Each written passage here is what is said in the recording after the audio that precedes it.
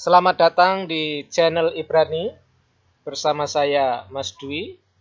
Saat ini kita akan belajar bahasa Ibrani khusus mengenai preposisi. Preposisi atau kata depan dalam bahasa Ibrani bentuknya yaitu le, be, ke, kemudian min. Le artinya ke atau bisa kepada atau juga untuk. Kemudian be artinya dalam atau di dalam, di samping, atau dengan, atau bagi, atau ketika. Nanti tergantung pada konteksnya. Kemudian ke artinya seperti atau sesuai dengan. Selanjutnya min itu artinya dari atau daripada. Le, be, dan ke ini tidak pernah berdiri sendiri. Jadi ini menyatu dengan kata ya. Sementara min itu kadang berdiri sendiri ya, bisa terpisah. Min bisa terpisah, tapi untuk yang tiga tadi lebih ke tidak bisa dipisahkan dari kata ya. Nah, contoh-contohnya kita perhatikan ya. Misalnya ada kata melek. Melek itu artinya raja ya. Lalu kalau dia mendapat preposisi menjadi seperti berikut. Le melek itu artinya kepada seorang raja. Be melek artinya di dalam seorang raja. Ke melek artinya seperti seorang raja. Adam itu artinya bisa manusia, bisa seseorang. Kalau dia diberi preposisi maka akan menjadi seperti berikut ini ya. Le Adam kepada seseorang. Be Adam di dalam seseorang. Ke Adam seperti seseorang. Nah, jika kata pertama diawali dengan seva, maka seva di bawah kata depan menjadi hirek karena tidak boleh ada dua seva berturut-turut di awal ya. Misalnya Samuel ya, ini nama orang Samuel. Nah, ini huruf pertamanya seva.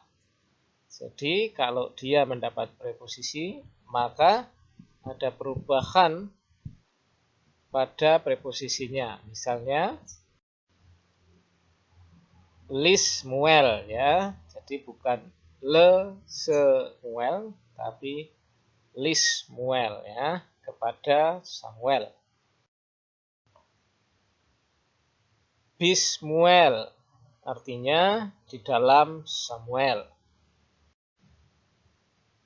Kismuel artinya seperti Samuel. Nah, jika kata pertama diawali dengan yod dan seva, seva di bawah kata depan menjadi hirek. Yod menyatu dengan vokal sebelumnya. Misalnya Yehuda ya. Yehuda itu nama orang ya, Yehuda. Jika dia mendapat preposisi maka akan menjadi seperti ini. Lihuda ya, lihuda. Vokal di bawah yod itu hilang ya, menjadi lihuda, kepada Yehuda.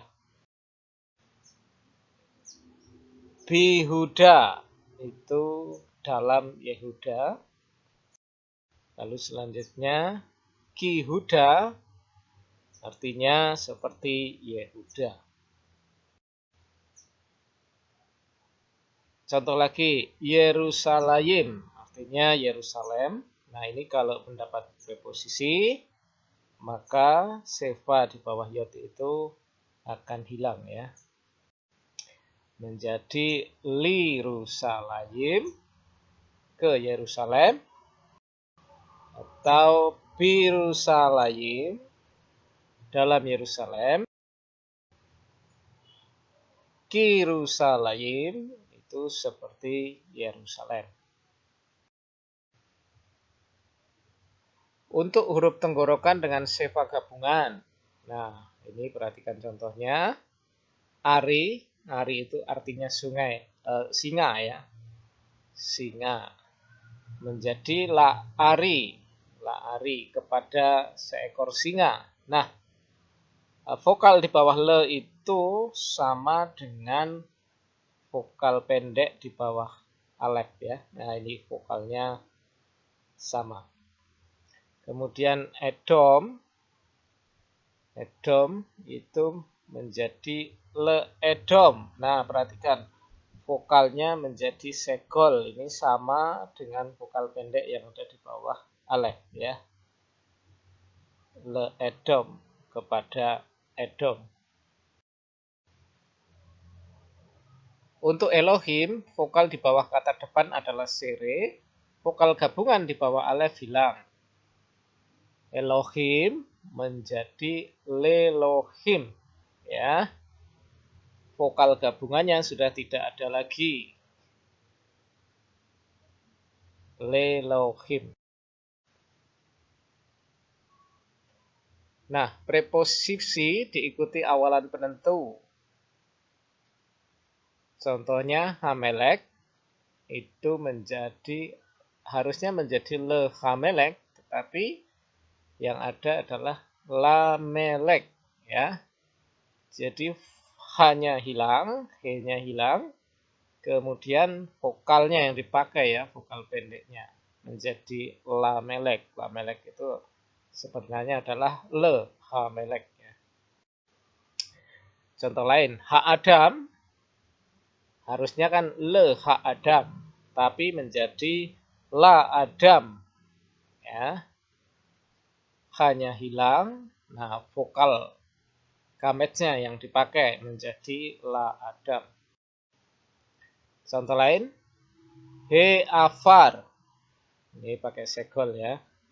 Harusnya le He-Afar, tapi cukup Le-Afar ya. Hanya hilang vokalnya yang dipakai segol ya. Le-Afar, kepada debu. Nah, untuk preposisi min untuk huruf-huruf selain huruf tenggorokan dan res itu menjadi mi, kemudian ada dages forte di huruf pertama. Contohnya mim melek ya, mim melek itu meleknya M-nya ada dages forte-nya. Dari seorang raja. Milayelah ya, ada dages forte di huruf lamet. Milayelah, dari semalam. Nah, preposisi min untuk huruf-huruf tenggorokan dan res itu menjadi me. Contohnya Mehosek, dari kegelapan. Atau ini Meir, dari suatu kota. Nah, preposisi min sebelum awalan penentu. Hamelek,